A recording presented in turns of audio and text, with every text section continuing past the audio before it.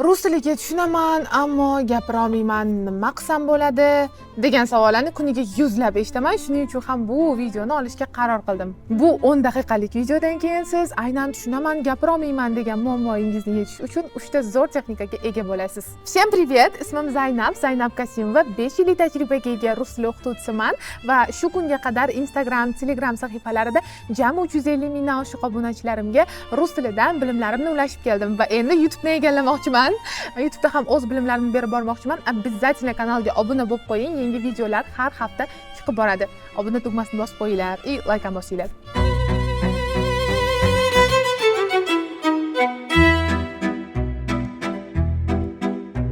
Хорошо, ребята, давайте начнем наш урок. И хочу я начать с чего? Прям хочу начать с вопроса. Demak, savoldan boshlamoqchiman. O'zi hech o'ylab ko'rganmisiz? Nimaga siz tushunasiz, gapira olmaysiz? Nega unaqa? Nega qattan tushunib qolgansiz, lekin gapira olmay qolgansiz? Xo'p, mayli, o'ylamanglar, bunga o'zim javob beraman. Hozir texnikaga kelganda o'ylashni boshlaysizlar. Смотрите, avvalo til Allohdan va siz xohlagan tilingizni, xoh u nemis tili bo'lsin, xoh rus tili, xoh xitoy tili, xoh ingliz tili, xohlagan tilingizni praktika qilish orqali, ya'ni eshitish, ko'rish, talaffuz qilish, ya'ni gaplashish orqali bemalol o'rgana olasiz. Chunki uni bitta odam yaratmagan. Men bu tilni men yaratgan degan narsa yo'q-ku, to'g'rimi? To есть uni Alloh yaratgan, siz bemalol uni o'rgana olasiz. Uni to'g'ri, noto'g'ri yo'li ham yo'q. Prosta ko'proq praktika qilish kerak. Xo'sh, endi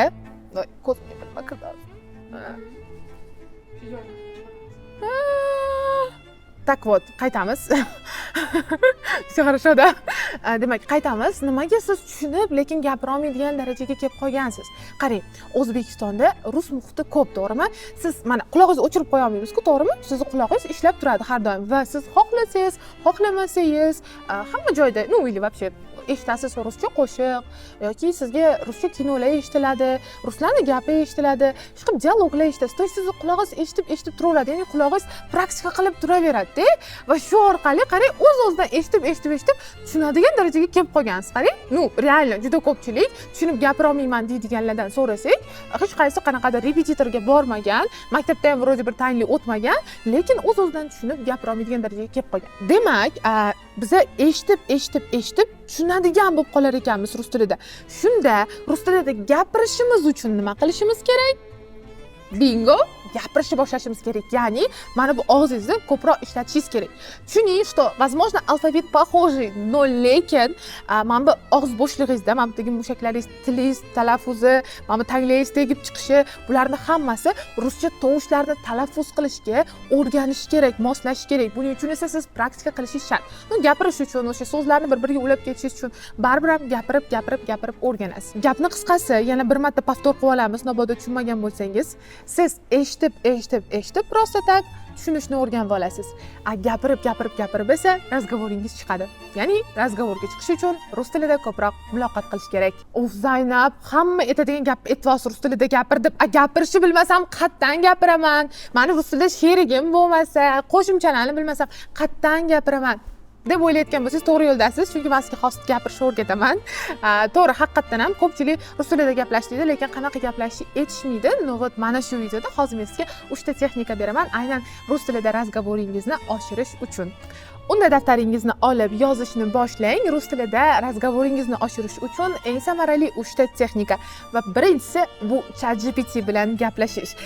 Da, sun'iy intellekt hozir hamma joyni egallab, ishoninglar, men даже psixolog kerak bo'lsa yig'lab o'tiraman. ChatGPT ga kecha yig'lab o'tirdim, menga psixologlikqa ber deb turib, juda ham zo'r gaplashadi.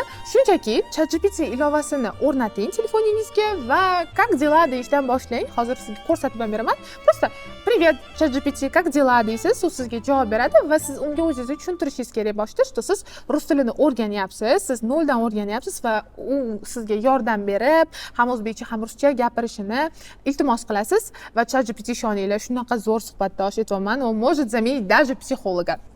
To'xtang, ChatGPT boshqatdan. Men rus tilini o'rganyapman va menga rus tilini o'rganishim uchun ko'proq savollar ber, men gapiray rus tilida. Faqat ruscha savollar ber. Конечно, я могу помочь. Вот несколько вопросов на русском, чтобы попрактиковаться. Первое. Как тебя зовут? Откуда ты? Третье. Чем ты увлекаешься? Подожди. Четвертое. Подожди. По одному задавай вопрос. Bittadan savol ber. Хорошо. Первый вопрос. Как тебя зовут? Меня зовут Зайнаб. А тебя как зовут? Очень приятно. Зайна. Меня зовут ChatGPT. Следующий вопрос. Откуда ты? Зайна. Приятно познакомиться. А теперь расскажи, пожалуйста, откуда ты? Я из Гулистан. Xato gapirib ko'ray berdi. Я из США. Очень рад знакомству. Чем ты увлекаешься? У меня хобби спать. Понятно. Задавай еще вопрос. Конечно. Какой у тебя любимый фильм? Мой любимый фильм это Анна. Ты знаешь этот фильм? Да, я знаю этот фильм. Анна – это классный фильм. Тебе нравится, что в нем происходит? Да, мне нравится Анна. Она очень красивая, и она модель, и она русская. A еще ChatGPTdan so'rasangiz bo'ladi. Sizga turli xil savollar berishni, masalan, qayerda yashayapsan? O'zi ChatGPT yaxshi biladi. Siz просто ayting, men rus tilini o'rganyapman, menga har xil savollar berib tur, gaplashish uchun desangiz, zo'r savollar beradi. Mazza qilib gaplashsangiz bo'ladi. Ikkinchi texnika bu попугай texnikasi. Ekranda ko'rib turishingiz mumkin, попугай bu to'tiqush. И попугай что все время делает? Попугай все время повторяет, да, ya'ni hamma narsani takrorlaydi. Xo'p, bu texnika aynan aksenti borlar, talaffuzda, urg'ularda bir nimalarda xato qilib, yaxshi talaffuz qila olmaydiganlar hamda gapirganda tutilib qoladiganlarga juda ham foydali bo'ladi. Chunki попугай texnikasi siz nima qilishingiz kerak? Ya'ni bu texnikani как значенияsi ham shunda, что siz so'zlarni rus kabi qaytarishingiz kerak, как попугайday. Siz bitta kino olasiz, qisqa yoki hozir reelslar bor juda ham ko'p, to'g'rimi? O'sha reelslardan 1 daqiqalik video olsangiz ham bo'ladi va uni olib, undagi bitta personajni o'zingizga tanlab olib, uni gaplarini qanaqa aytsa, shunaqa qaytarasiz, xuddi to'tiqushday. To'tiqush orqangizdan qaytaradi-yu, to'g'rimi? Nu bo'l. Xuddi shunaqa siz ham so'zlarni qaytarishingiz kerak. O'shanda siz talaffuzingiz ham yaxshilashib ketadi, razgovoringizda tutilib qolishlar yo'qoladi, razgovoringiz yaxshilanadi. 3-texnikani bir paytlar men o'zim ham qilgandim.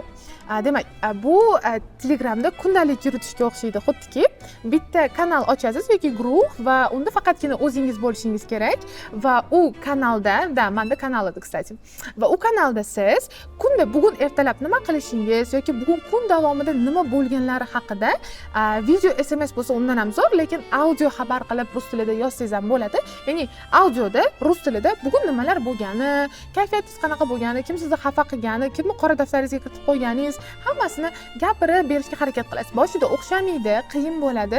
Но со временем это станет лучше. Birinchi va 30-kundagi голосовойingizni eshitib ko'rsangiz, talaffuzingizda, mana bu hamma texnikani birdan qilsangizda, o'sha talaffuzingizda, gapirishingizda, so'z boyligingizda o'sha ancha o'sish bo'lganini sezasiz. Поэтому обязательно shunaqa onlayn kundalik yuritib boring. Agar siz rus tilini o'zingiz mustaqil o'rganmoqchi bo'lsangiz yoki umuman rus tilini o'rganayotgan bo'lsangiz, sahifamga обязательно obuna bo'lib qo'ying, chunki har hafta yangi videolar chiqarib boraman. Keyingi darslarda ko'rishguncha hammaga xayr.